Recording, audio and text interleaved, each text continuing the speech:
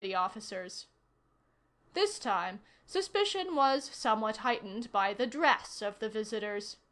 Malone had to explain about 6 times that the costumes were part of an FBI arrangement, that he had not stolen his identity cards, that Boyd's cards were Boyd's too, and in general that the 4 of them were not insane, not spies, and not jokesters out for a lark in the sunshine.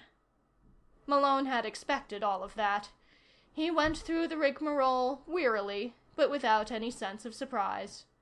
The one thing he hadn't been expecting was the man who was waiting for him on the other side of the gate. When he'd finished identifying everybody for the 5th or 6th time, he began to climb back into the car. A familiar voice stopped him cold. "Just a minute, Malone," Andrew J. Burris said. He erupted from the guardhouse like an avenging angel, followed closely by a thin man, about 5 feet 10 inches in height, with brush-cut brown hair, round, horn-rimmed spectacles, large hands, and a small Sir Francis Drake beard. Malone looked at the 2 figures blankly. "Something wrong, Chief?" he said. Burris came toward the car.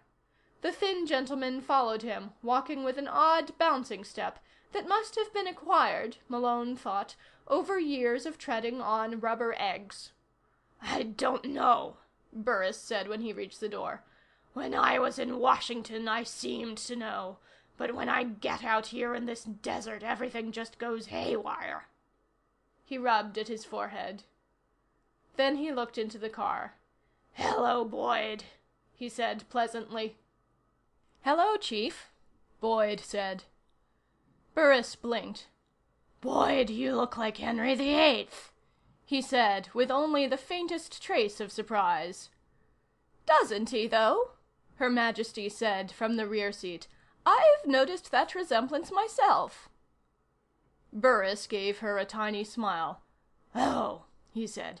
"Hello, Your Majesty. I'm—" "Andrew J. Burris, Director of the FBI," the Queen finished for him. "Yes, I know. It's very nice to meet you at last. I've seen you on television and over the video phone. You photograph badly, you know." "I do," Burris said pleasantly. It was obvious that he was keeping himself under very tight control. Malone felt remotely sorry for the man, but only remotely. Burris might as well know, he thought, what they had all been going through the past several days. Her Majesty was saying something about the honorable estate of knighthood and the Queen's list. Malone began paying attention when she came to, "And I hereby dub thee." She stopped suddenly, turned, and said, "Sir Kenneth, give me your weapon." Malone hesitated for a long, long second. But Burris's eye was on him, and he could interpret the look without much trouble. There was only one thing for him to do. He pulled out his .44, ejected the cartridges in his palm, and reminded himself to reload the gun as soon as he got it back, and handed the weapon to the Queen, butt foremost. She took the butt of the revolver in her right hand, leaned out the window of the car, and said in a fine, distinct voice, "Kneel, Andrew." Malone watched with wide, astonished eyes as Andrew J. Burris, Director of the FBI, went to one knee in a low and solemn genuflection. Queen Elizabeth Thompson nodded her satisfaction. She tapped Burris gently on each shoulder with the muzzle of the gun. "I knight thee, Sir Andrew," she said. She cleared her throat. "My, this desert air is dry. Rise, Sir Andrew, and know that you are henceforth Knight Commander of the Queen's Own FBI." "Thank you, Your Majesty," Burris said humbly. He rose to his feet silently. The Queen withdrew into the car again and handed the gun back to Malone. He thumbed the cartridges into the chambers of the cylinder and listened dumbly. "Your Majesty," Burris said, "this is Dr. Harry Gamble, the head of Project Isle. Dr. Gamble, this is Her Majesty the Queen. Lady Barbara Wilson, her, lady-in-waiting, Sir Kenneth Malone, and Sir Thomas Boyd." He gave the four a single bright, impartial smile. Then he tore his eyes away from the others and bent his gaze on Sir Kenneth Malone. "Come over here a minute, Malone," he said, jerking his thumb over his shoulder. "I want to talk to you." Malone climbed out of the car and went around to meet Burris. He felt just a little worried as he followed the director away from the car. True, he had sent Burris a long telegram the night before, in code, but he hadn't expected the man to show up in Yucca Flats. There didn't seem to be any reason for it. And when there isn't any reason, Malone told himself sagely, it's a bad one. "What's the trouble, Chief?" he asked. Burris sighed. "None so far," he said quietly. "I got a report from the Nevada State Patrol and ran it through R&I. They identified the men you killed all right, but it didn't do us any good. They're hired hoods." "Who hired them?" Malone said. Burris shrugged. "Somebody with money," he said. "Hell, men like that would kill their own grandmothers if the price were right. You know that. We can't trace them back any farther." Malone nodded. That was, he had to admit, bad news. But then, when had he last had any good news? "We're nowhere near our telepathic spy," Burris said. "We haven't come any closer than we were when we started. Have you got anything at all, no matter how small?" "Not that I know of, sir," Malone said.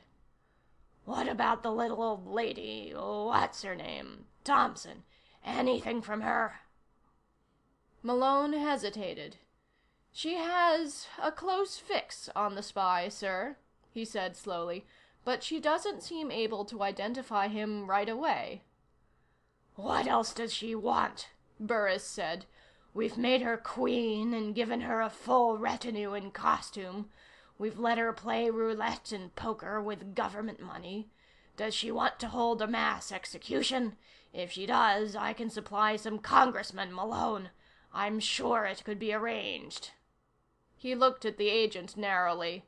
"I might even be able to supply an FBI man or two," he added. Malone swallowed hard. "I'm trying the best I can, sir," he said. "What about the others?" Burris looked even unhappier than usual. "Come along," he said. "I'll show you." When they got back to the car, Dr. Gamble was talking spiritedly with Her Majesty about Roger Bacon. "Before my time, of course," the Queen was saying, "but I'm sure he was a most interesting man. Now, when dear old Marlowe wrote his Faust, he and I had several long discussions about such matters. Alchemy, Doctor." Burris interrupted with, "I beg your pardon, Your Majesty, but we must get on. Perhaps you'll be able to continue your, audience later." He turned to Boyd. "Sir Thomas," he said with an effort, "drive directly to the Westinghouse buildings. Over that way." He pointed. "Dr. Gamble will ride with you, and the rest of us will follow in the second car. Let's move." He stepped back as the project head got into the car and watched it roar off. Then he and Malone went to the second car, another FBI Lincoln. Two agents were sitting in the back seat, with a still figure between them. With a shock, Malone recognized William Logan and the agents he'd detailed to watch the telepath. Logan's face did not seem to have changed expression since Malone had seen it last, and he wondered wildly if perhaps it had to be dusted once a week. He got in behind the wheel, and Burris slid in next to him. "Westinghouse," Burris said, "and let's get there in a hurry." "Right," Malone said, and started the car. "We just haven't had a single lead," Burris said. "I was hoping you'd come up with something. Your telegram detailed the fight, of course, and the rest of what's been happening. but I hoped there'd be something more."